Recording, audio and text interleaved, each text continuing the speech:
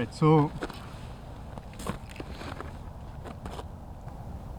since I'm out here doing, kind of have all the time of the world right now to do anything, let's do a review about the book No Rule to Rule by Reed Hastings and forgot the lady's name.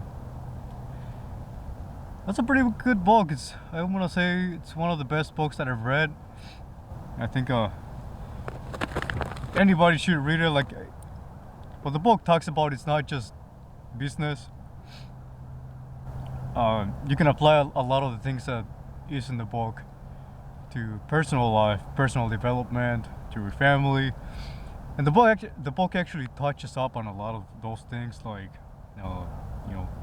things about like your family, and kind of touches up on, like, how do you raise your kids and how do you distinguish between personalities and things like that.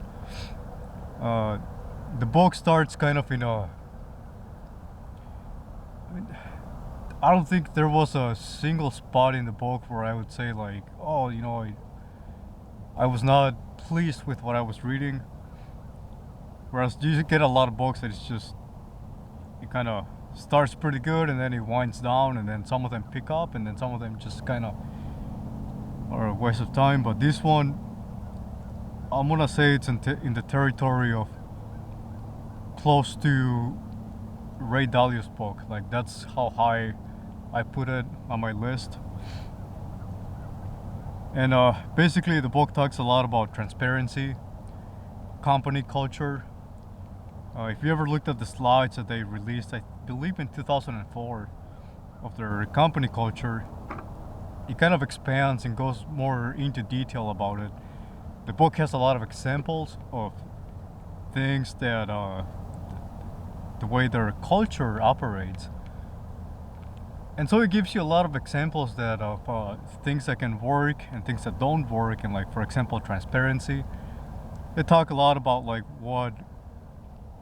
how they utilize transparency, and how it kind of touches up on like, well, isn't it dangerous to have too much transparency with your employees?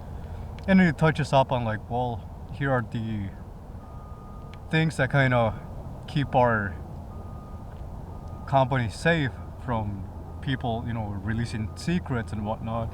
Especially when you have a public company like that, where somebody could leak a secret, and next thing you know, you're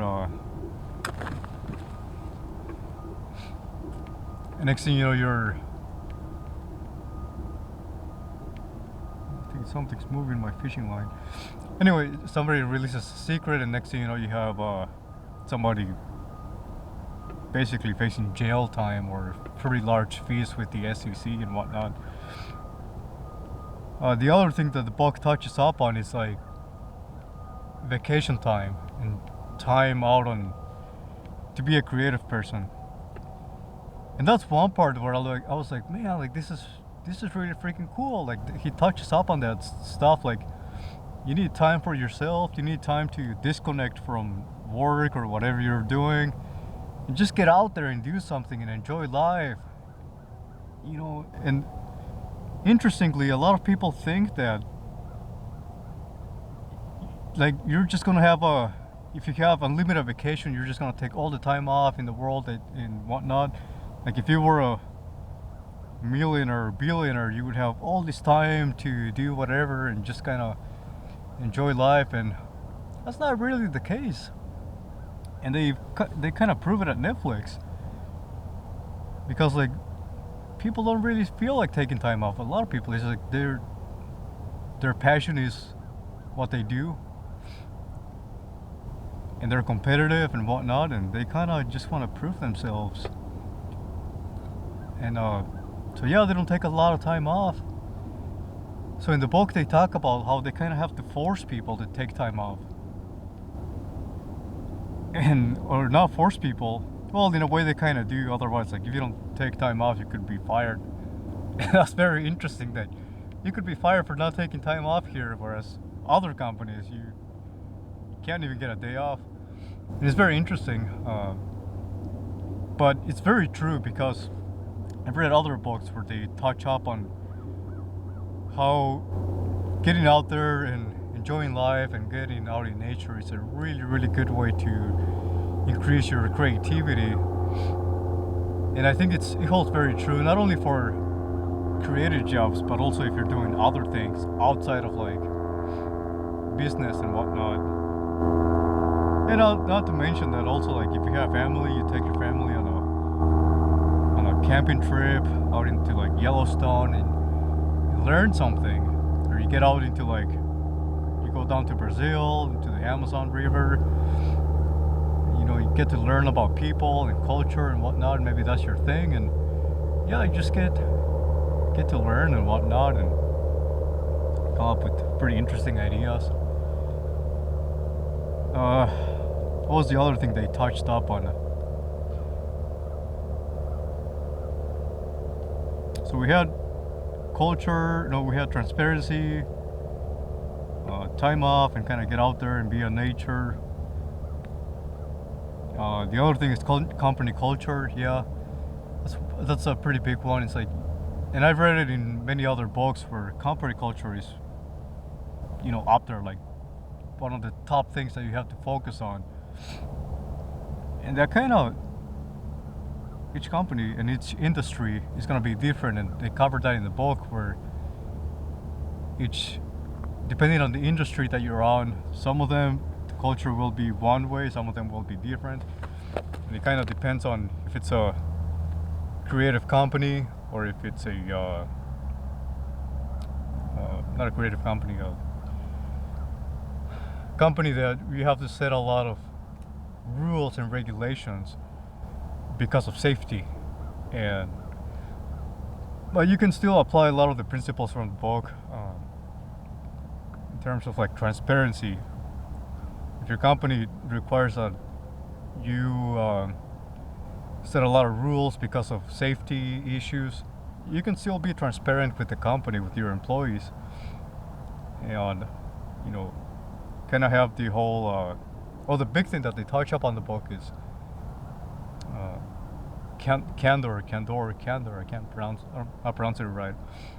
But anyway, it's basically telling people straight up, like, hey, you're doing this wrong, or you're giving feedback to people, and very similar to what Ray Dalio did in his company, or did over at Bridgewater, like giving each other feedback, but not just any feedback. It has to be feedback that actually can help somebody.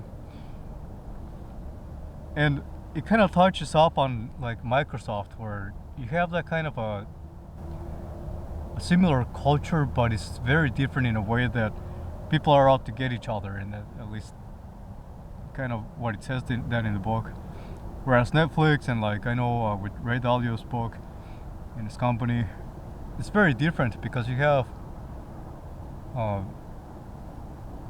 people giving each other feedback, and like for Netflix, if you don't give feedback, that's good, and that's providing kind of a solution to the problem.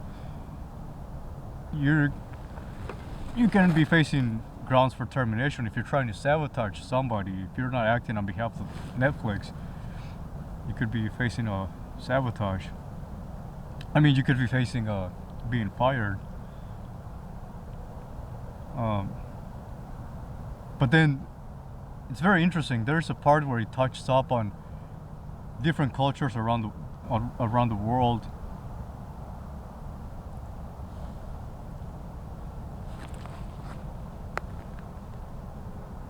Different cultures around the world, and how they can't. It's kind of difficult for some people to not, or some cultures to adapt to Netflix's culture. And even America is like, it doesn't really follow an American standard. It follows its own standard in level of in terms of giving feedback and many of the other things. But that's a huge thing, is giving feedback, constructive feedback, and a solution, and helping each other out. And then also you taking the feedback. Like, you don't have to take the feedback, but you have to analyze and get all this, see if it's going to help you or not. And if you're a stubborn person and don't listen, and like, could be out of a job at Netflix. So yeah, those are the things that it touches up on. I'm not gonna go too much into detail about every single thing. I will tell you that each paragraph that I read, I summarized or I paraphrased in the book, like in the margins of the book, because it's that good of a book, and it's only like 250 pages, I think, or 270.